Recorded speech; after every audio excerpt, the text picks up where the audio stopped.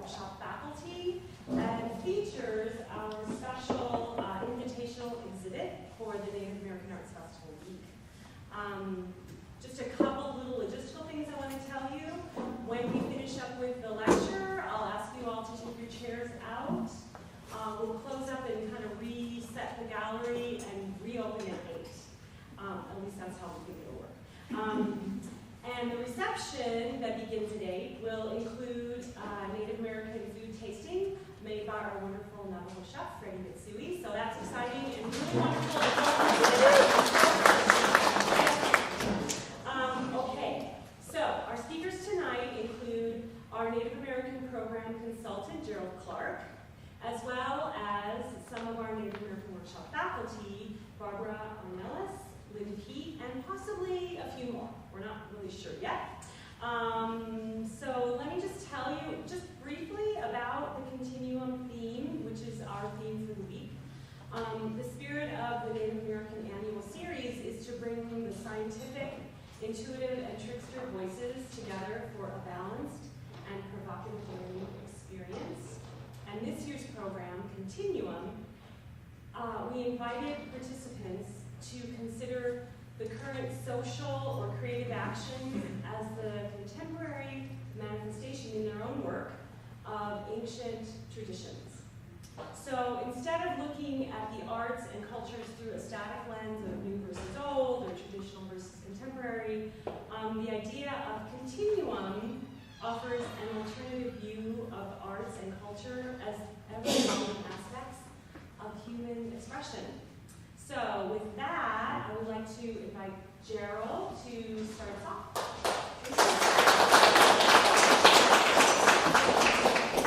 It's my understanding that they are recording this and recording it so I can talk into the mic. So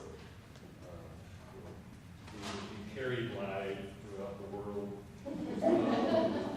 Before I get started tonight, there's some thank yous we need to give for people who support this program, make it all happen. One of those groups is an anonymous foundation that's donated to this cause of ours, National Endowment of the Arts, the San Manuel Band of Indians, Agua Caliente Band of the Kuya Indians, and my tribe, the Kuya Band of the Indians. I'm very proud of that fact that we have a Native festival and helping being sponsored by Native tribes. I think that's a wonderful thing, and I think we should give those entities a round of applause.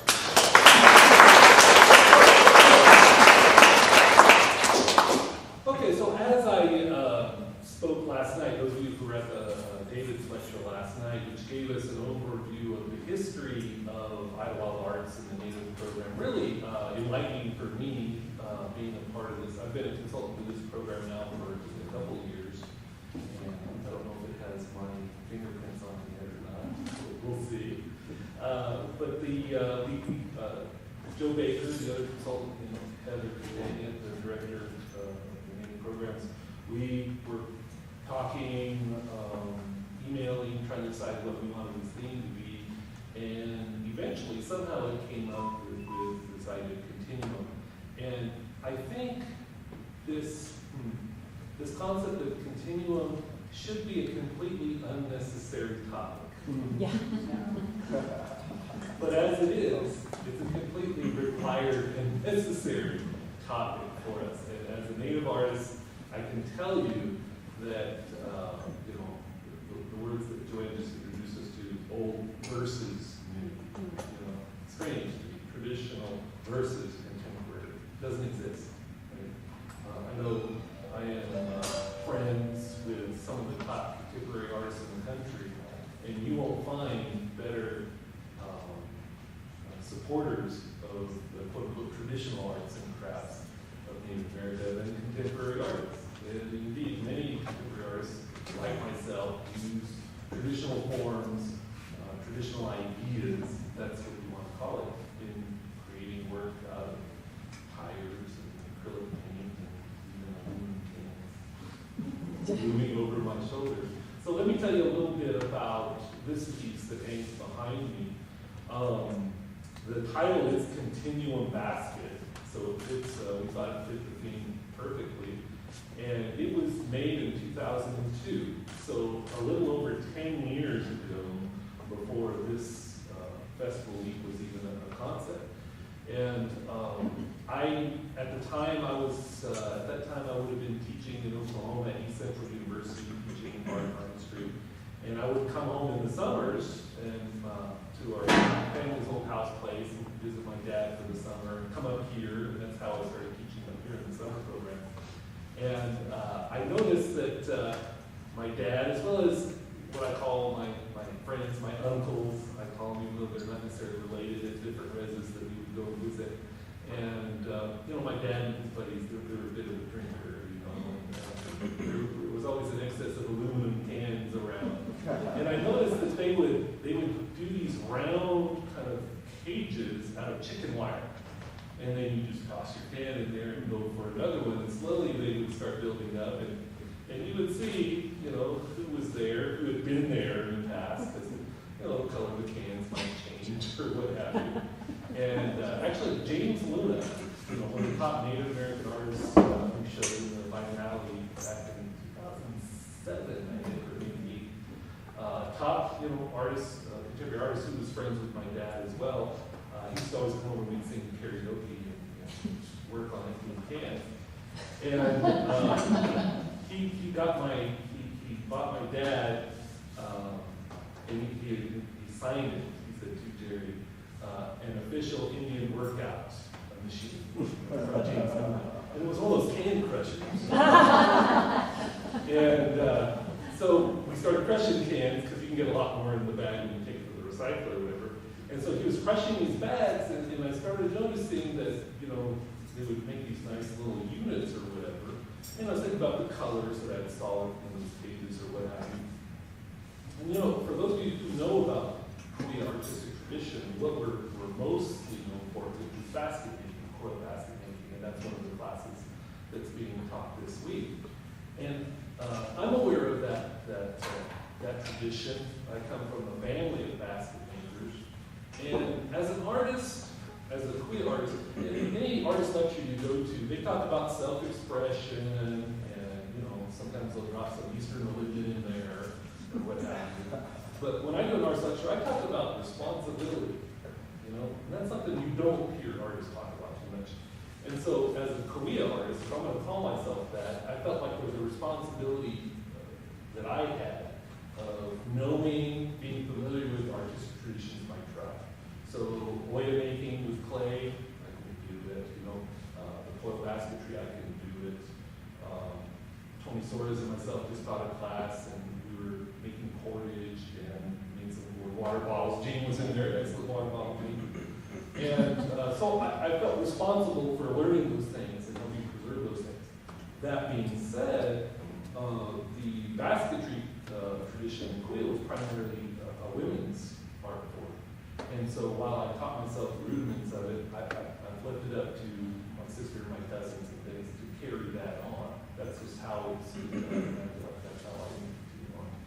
But I did want to participate in that tradition in my own way, and coming from a university background with art degrees and such, and coming across these cans, these crushed cans, I said, that's almost like uncoiled.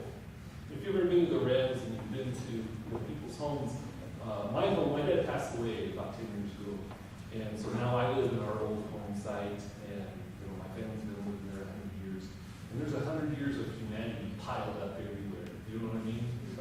And so one of the things that was piled up there was an old aluminum satellite dish. Right? So I see this satellite dish, and I see these cans, and I'm starting to think about these coils and things. And so I got some glue, and I got some cans, and I just started gluing them down.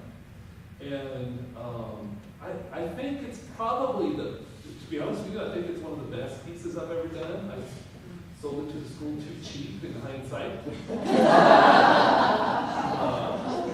I've also pledged to never do another one.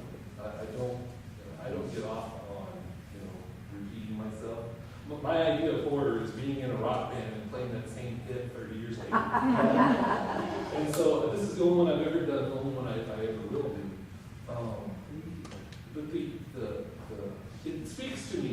variety of levels. Now, on one level, and some of you probably have heard of this concept, it's kind of a newer concept called recycling.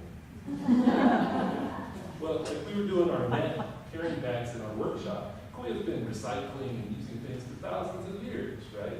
So, sometimes people look at this and they say, oh, that's contemporary art. Well, not really.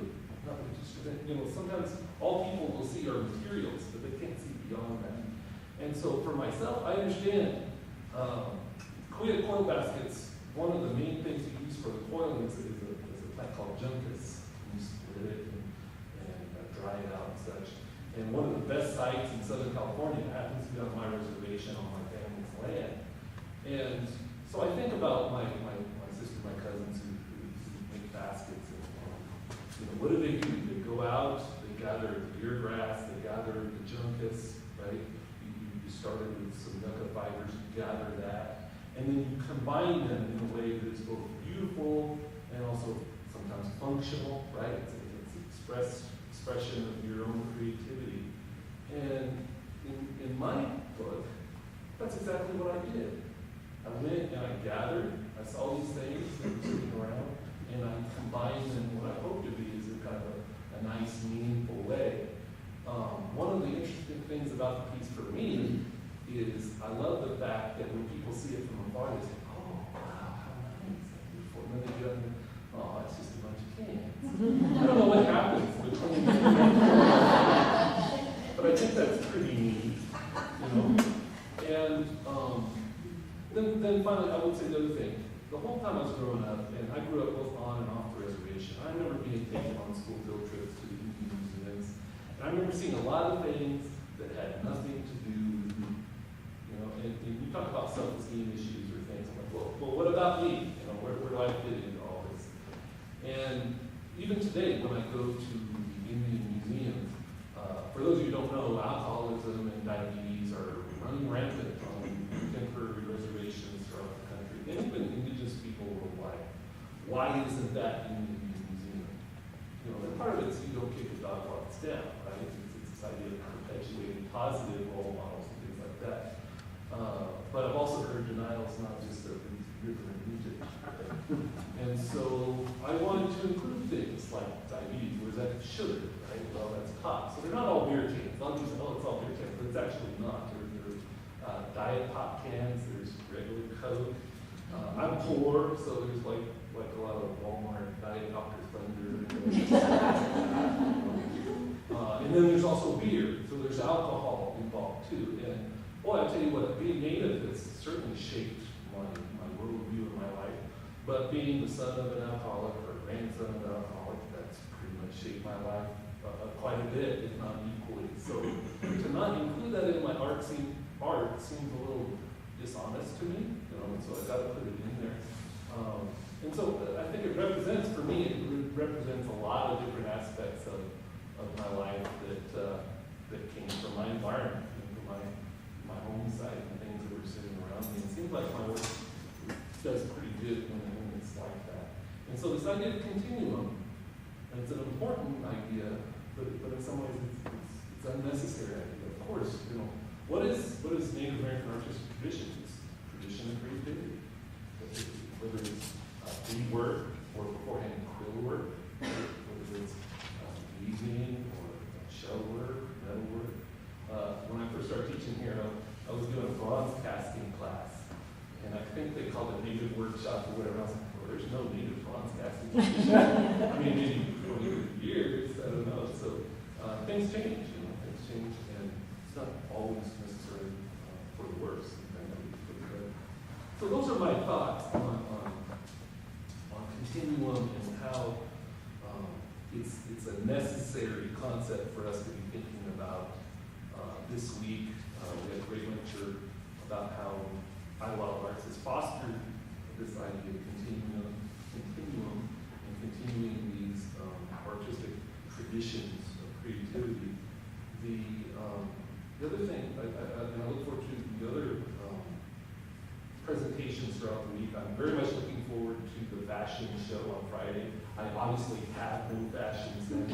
I'm always looking for, tips. But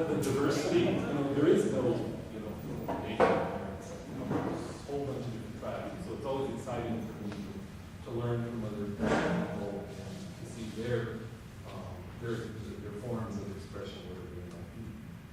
Okay. I think maybe Lynda and Barbara wanted to say a few things.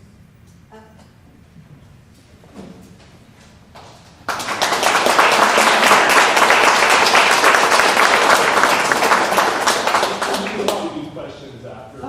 Yeah.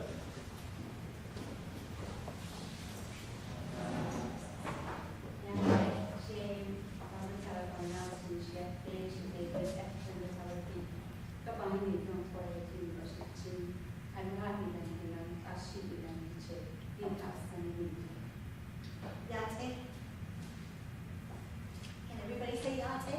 Yate. That's Continuum. We always start out with introducing ourselves, and because in our community, if you don't introduce yourself, people in our community always say, that person doesn't know themselves. And so wherever Navajos meet up, there's always clans. We actually have 8, but 4 of the top clans are our mom's clan, our dad's clan, our grandfather, maternal grandfather, and paternal grandfather. And so it's really important that the first 2, you don't marry. And the other 2, you can kind of fudge on it a little bit, and you say, that's my maternal grandfather, but not his. That's how you can introduce yourself. But Barbara and I have been coming here to Idyllwild. This is probably her 18th year, and this is my 16th year here. So we've been teaching Navajo weaving. We are both 5th generation Navajo weavers. And we say 5th generation, we think that maybe we are more than 5th generation, but we can actually trace back to the 1st generation. And her name was Santa Maria, and she lived probably in the time frame a little bit before or maybe during Bosco Redondo. And Bosco Redondo is a time period when Kit Carson, Abraham Lincoln was our president then, and Kit Carson rounded up the Navajos and imprisoned them at Fort Sumner. And on our father's side, we have Bosco Redondo stories. So we know that his family came from Canyon Miche, and so a lot of his relatives were probably in Bosco Redondo. But on our mother's side, we don't have Bosco stories. So we're thinking that maybe she might have been one of the lucky ones that was able to hide out maybe. But we do know that in Bosco, a lot of Navajos survived because of Navajo weaving. A lot of Navajos continued to live there, and they were able to trade blankets for food, shelter, clothing. And 4 years later, when we marched back from Bosco Redondo back to our homeland, they were able to continue the weaving. And so when Navajos resettled into the geographical areas, the non-native traders influenced a lot of Navajo weavers to weave in different styles. So you see a lot of the different styles on the walls. The 2 Great Hills, where we come from, is more representative of the one that has the black border, and it has the red-brown inside fill color. That's the area that we're from. And if you notice that in our continuum things that we put in, none of them are 2 Great Hills. There is a small 2-way over here woven by my nephew Michael. And the reason we don't have a 2-way in the continuum is because we grew up weaving it. And Barbara and I don't work from a pattern sometimes. We've been weaving since we were 6. We used to face each other with our loops, and those were good on the days that you get along. But on the days that you don't get along, our mom used to place a sheet between us and each other. And that's, that was our life. That was our life when we were home in the summertime, because we both went to a government boarding school. And in the summertime, we were expected to weave, and all of our cousins were. And because in our community, where our aunts and our uncles lived, all their kids wove. So we grew up thinking that everybody knew how to weave. And it wasn't until we both went into high school would have other types of art in their family. Silversmithing, cattle ranching, sheep ranching. There were a lot of traditions that they held. So every family is different, and every Weaving family is different. Every Weaving family has their own stories, they have their own songs. And we grew up with 2 Great Hills. And because we did, we were expected to always weave 2 Great Hills. But Navajos are very mobile, and we're very adaptable. And so as we moved around, Barbara went to Phoenix, and she was weaving to put her husband and children through school. She had to really adapt to figure out what collectors wanted. So she branched out to other styles. And when our mother first realized that Barbara was doing bird water, or she was doing store cabinets or whatever, our mother said, "You can't do that. We are 2 Great Hill weavers." And Barbara said, "I have to feed my family, and this is what's selling." So, there's the economic factor too. And now, with both of her kids weaving, and you'll see their rugs over there, Sierra and Michael, those are our 6th generation weavers, they were given more freedom to express themselves. But Barbara and I are staunch when we say, okay, now you can weave abstract, you can weave comic book heroes, you can weave pictorials, but maybe every 3rd or 4th rug, we want to see a 2 Great. So we're, little by little, we're trying to instill in them that we must carry on our tradition. But there's a caveat to that, because our mother is 86. And if you visit our weaving room, you might see this because this week, which is really better. High altitude has gotten to her a little bit. But she was a weaver most of the time that we grew up. And in 1996, I think it was, she had a retina transplant, and she wasn't able to really see up close anymore. So she stopped weaving, but she never stopped working with wool. She still spun, she still carded wool for us, because we work mainly with hand-carded, hand-spun wool. And so she took like a 20-year hiatus. And it wasn't until last 2 Octobers ago that she contracted congestive heart failure and landed in the hospital. And all of us family members, we thought, okay, well, I think this is it. And she was really not responsive to us. And one of our weaving students from Japan brought us a little loom from Tokyo. And it said, "Navajo weaving loom." It was all plastic. And we looked at it, what is this? So after our class was over, she bought one of our looms, and she said, "I don't need this anymore. You guys take it." So we took it, and when our mom came out of the hospital, we showed it to her. And she took that loom, and she was like, "Show me how to use it." So she started weaving, and now we have to tell her, "Mom, you need to go to bed. You need to eat something, stop now." And she's turning out these small little rugs, and you'll see them in our classroom if you drop by. So then we started selling them. She can't see very well, so you see a lot of misforms.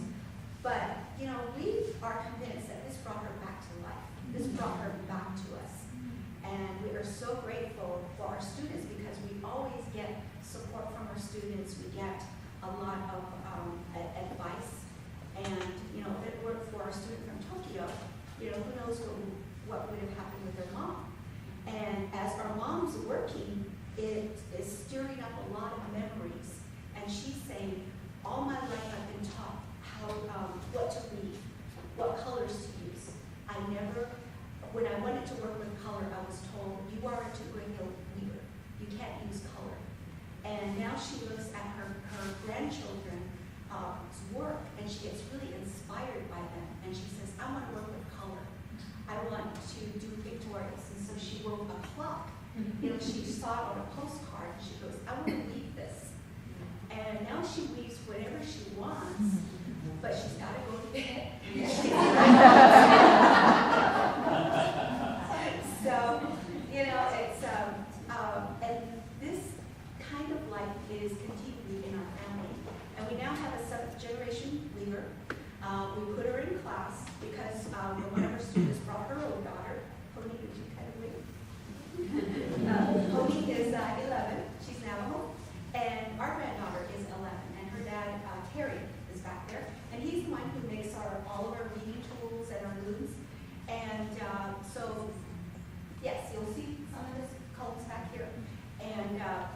so we put two little girls together, and I think that was the best thing that would have ever happened, because they both sort of fed off on their energies together, and it was just really wonderful to see that. And today, those two little girls work. And normally when we have new students that come in, they really either love warping or they really hate warping.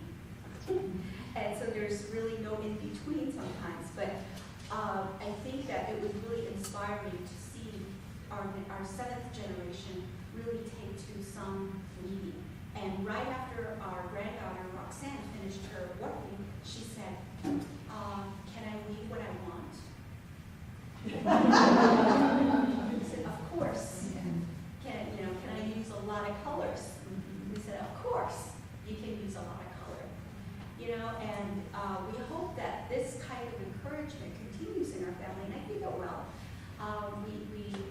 We lost a lot of family members along the way, but we keep to one major thread in our home is that when one of us sees each other, we haven't talked to each other in a long time, it's always, "Are you weeding?" Yes, that's a start off a conversation. And one of the quotes that was picked up by my niece Sierra on one of the weeding books, on the back of it says, "I am a sixth generation weaver. I could get a job as an astronaut and go to the moon, and I could tell my grandmother, 'Hey, I'm going to the moon.' And she'd say, 'That's nice, but are you weaving?'"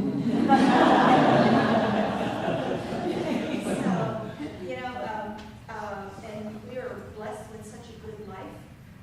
Weaving brings us a lot of, and it's not all about the monetary stuff. Weaving gives us a connection that keeps us in touch with one another. Because if I don't hear from my niece, I don't hear from my nephew, I'll see what they post on Facebook, and it's like, "Oh, I gotta call them because they have a new weaving on the moon." And it's social media is here to stay, so it's another way to keep in touch. But it's also a wonderful way for us to keep tabs on a lot of our weaving students, because we have like a separate weaving page, and people ask us questions, and we get inspired by them, and we hope our partnership with Idyllwild continues, because we love coming here, and we do some of our best work here. Thanks.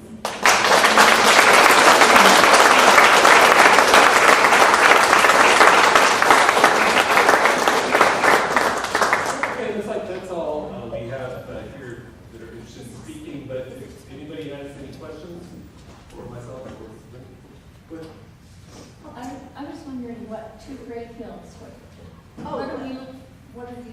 can you explain that? Sure. If you look at that rug over there, the one with the black border, There's two with black borders. The small ones. there are two of them. Here, I'll point them out. There's one here, and this one was made by my nephew Michael. Okay. And two great hills, we have all hand-carded, mostly hand-carded, hand-spun, and a lot of the colors are blended. So when we have raw wool, we blend like white and black to get shades of gray. Okay. And we card the red brown color, and a lot of these are natural sheep colors. Okay. And the two great hills in our community, a lot of two great hill weavers have really high weft counts. And they're like sheets. The higher the weft count, the more expensive the rug. And so they, a lot of the rugs by the different regional styles, based from that, the two great hills are considered more expensive, especially if you use hand-carded, hand-spun wool. There are some people who use machine process and machine dye, and that kind of lowers the value of two great hills. So it refers to colors? Two great hills is a geographical area. Okay. All right, and it's in New Mexico, and it's about 58 miles north of Gallup, New Mexico, and 33 miles south of Shiprock, and 12 miles up the mountain. Okay. And it's a geographical place. If you see some other styles like Birdwater, what are some other geographical places? Crystal, Claggettstowe, Crystal, Claggettstowe, Claggettstowe, those geographical areas, and those are Okay. styles. Okay. And they were really created by the traders that were in those areas. Thank you. Another question? And we're good. Okay, so we are going to leave here With their chairs. with your chairs. But before I turn loose, I just want to say, so keep in mind what you heard tonight when we come back in here and you look at the work, whether it's Mark Tavo's work or Nathan Enslett or Richard's.